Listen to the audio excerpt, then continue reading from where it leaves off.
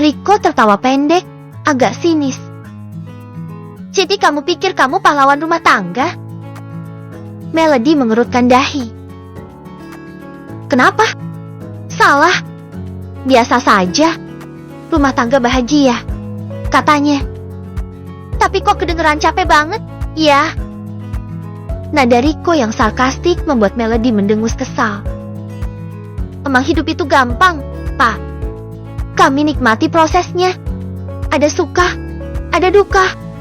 Tapi semua dijalani bareng. Bukannya malah jadi bahan ketawaan orang lain. Rico tak menjawab. Ia hanya mengangkat sebelah alis seperti menantang. Pak Rico memang galak, dingin, nyebelin, dan sekarang nyinyir. Cibir Melody. Tapi kamu masih bertahan kerja sama aku? Karena saya tidak cuma butuh gaji, saya juga butuh pembuktian. Melody menatap lurus ke depan. Saya pengen buktiin kalau saya bisa tahan uji. Bisa kerja sama orang paling galak sejagat. Rico tertawa pelan. Kali ini lebih tulus.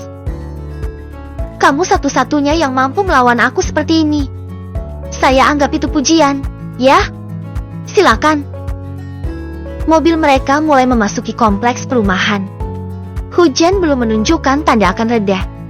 Ketika mobil berhenti di depan gerbang rumah Melody, ia tak langsung turun. Suasananya terasa terlalu nyaman untuk segera diakhiri. Terima kasih sudah anterin, Pak. Dan maaf kalau omongan saya tadi agak tajam. Tak apa. Rico mengangguk. Lebih baik kamu marah beneran daripada pura-pura baik. Melody tersenyum. Pak Rico, pernah nyesel cerai? Rico diam sejenak.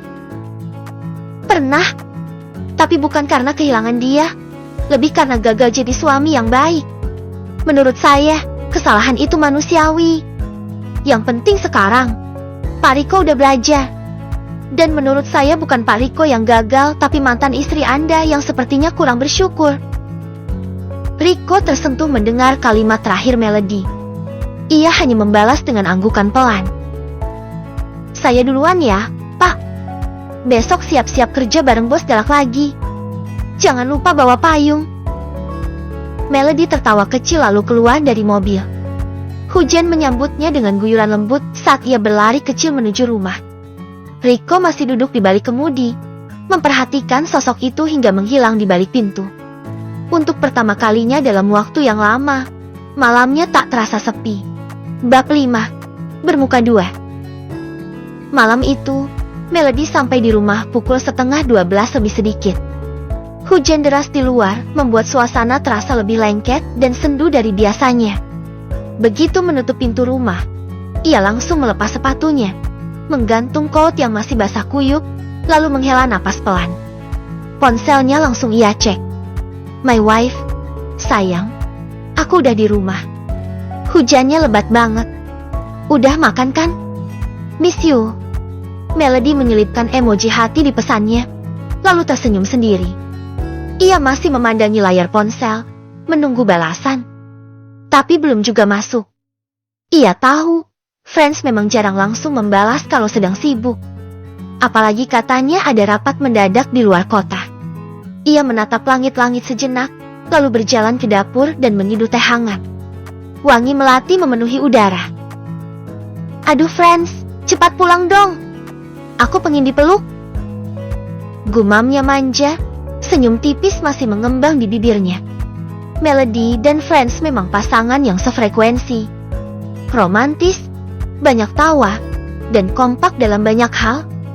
Bahkan Melody masih suka menyelipkan catatan kecil dalam bekal makan siang Friends.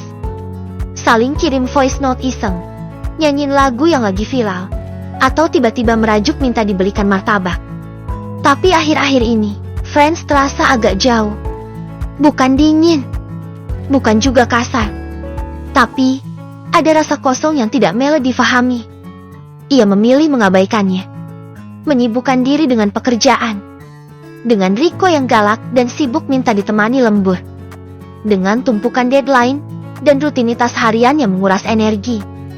Tapi malam ini, setelah hujan, perjalanan panjang, dan sisa harapan untuk sekadar bicara manja lewat telepon. Semua terasa hening. Pesan masuk dari Friends. My hubby, udah sampai. Syukurlah. Maaf ya gak bisa telepon. Abis rapat ini langsung istirahat. Love you too. Melody membaca pesan itu sambil menggigit bibir bawahnya. Ada kerinduan yang terasa menyesak. Tapi ia tidak ingin menuduh. Tidak ingin terlalu sensitif. Karena bagaimanapun, ia masih Melody yang penuh cinta dan percaya pada suaminya. My wife, okay. Cepat pulang ya. Rumah sepi banget tanpamu. Peluk cium banyak. Ia merebahkan diri di sofa ruang tengah. Ponsel diletakkan di dada, matanya menatap plafon. Lalu, pelan-pelan, ia pun tertidur. Sinar matahari pagi menerobos tirai jendela, membelai wajah Melody yang masih terlelap di ranjangnya. Suara notifikasi dari ponsel membuat matanya perlahan terbuka. Ia meraih ponselnya dan tersenyum lebar saat melihat nama pengirimnya. Pesan suara dari my hubby. Melody langsung duduk dan menekan tombol play. Pagi, istriku cantik. Aku tahu kamu pasti bangun lebih dulu dari alarm. Tapi semoga suara aku bisa jadi alarmmu hari ini. Jangan lupa sarapan ya. Aku kangen kamu banget. Cium dari jauh. Nada suara Friends terdengar dalam dan lembut, sangat khas. Melody memeluk ponselnya seolah Friends ada di sana. Ia tersenyum lebar. Matanya berbinar penuh cinta. Aku juga kangen kamu, Mas. Gumamnya pelan, sebelum membalas dengan pesan suara juga. Pagi Mas sayang, istri kamu bangun dengan semangat. Loh, gara-gara pesan manis ini. Hati-hati di sana. Jangan lupa makan juga. I love you. Setelah mengirimnya, Melody melompat dari tempat tidur. Ia menyalakan musik ceria, membuka lemari dan memilih blouse biru favoritnya. Pagi ini, semangatnya meledak. Ia bahkan sempat menari kecil saat menyiapkan sarapan. Roti panggang, telur mata sapi, dan segelas jus jeruk meski dimakan sendiri, ia tetap menghias piringnya cantik. Ia bahkan menyemprotkan parfum ringan sebelum berangkat. Sementara itu, di kota lain, lampu hotel masih redup saat Friends membuka matanya. Tubuhnya telanjang, selimut hanya melingkar di pinggangnya. Di sampingnya, seorang wanita berambut panjang dengan kulit putih mulus masih terlelap dalam pelukannya. Wanita itu tak lain adalah Arlina, manajernya seorang janda muda beranak satu yang masih tampak sangat mempesona di usia 33 tahun. Friends menoleh ke arah jam. Sudah jam 6:30 pagi. Ia menarik tubuh Arlina mendekat dan mengecup bahunya. Bangun, Lin, kita ada meeting jam 9. Bisiknya lembut. Arlina membuka matanya pelan, lalu menguap kecil. Ia menoleh dan tersenyum, menyentuhkan ujung jarinya ke dada Friends. Masih ada waktu sarapan, di ranjang. Friends terkekeh, lalu membalas dengan ciuman panjang. Mereka bergumul sejenak sebelum akhirnya mandi bersama. Setelah siap, mereka duduk di ruang makan hotel, bersikap seperti dua rekan kerja biasa. Namun di bawah meja, kaki Arlina menggesek betis Friends, memberi sinyal nakal. Apa Melody gak curiga? Tanya Arlina santai sambil menyeruput kopi. Friends tersenyum samar.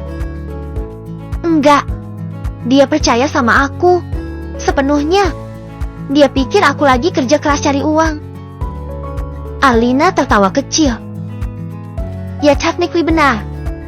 Kamu kerja keras, bikin aku senang. Friends hanya mengangkat alis. Hubungan mereka bukan sekadar pelarian. Arlina memberinya lebih dari sekadar kelembutan. Wanita itu memanjakannya. Bahkan diam-diam memberinya bonus pribadi di luar gaji kantor. Uang tambahan itulah yang ia gunakan untuk memenuhi gaya hidup mereka, bahkan membantu adiknya kuliah.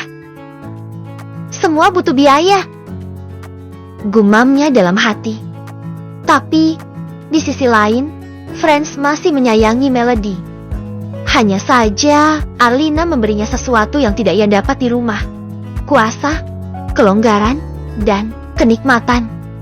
Setibanya di kantor,